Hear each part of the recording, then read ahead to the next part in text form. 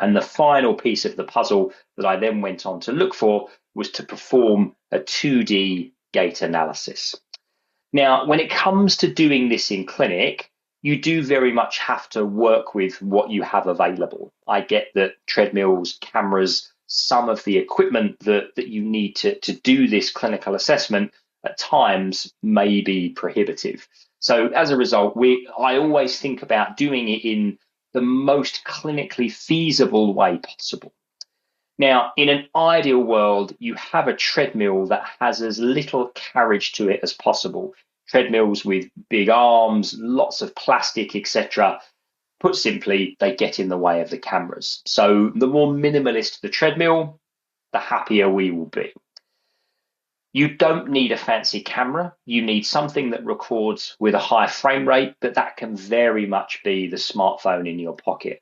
The average smartphone now will record at 120 frames per second, and that generally is sufficient for what we're looking to do here. I like to give people the ability to acclimatize to the treadmill.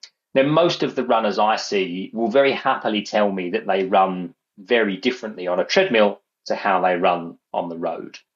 And I generally smirk and then commence the gait analysis. Because what the literature tells us is that if people are allowed to acclimatize to surface, whether it's the treadmill, the road, the track, the trail, whatever it may be, eventually people will show us their typical running mechanics.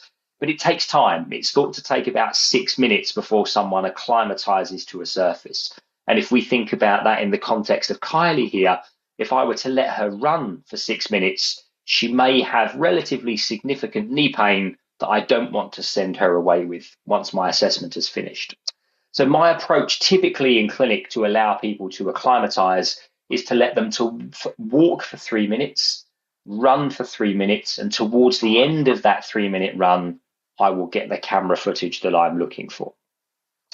It's very important that people self-select a long, slow run pace. Most of someone's running, unless they are a sprinter, which in this case, Kylie is not, most of their run exposure will be done at a steady state pace. So when we conduct this gait analysis, it needs to be a self-selected long, slow run pace. I sometimes say long Sunday run pace. I sometimes say conversational run pace.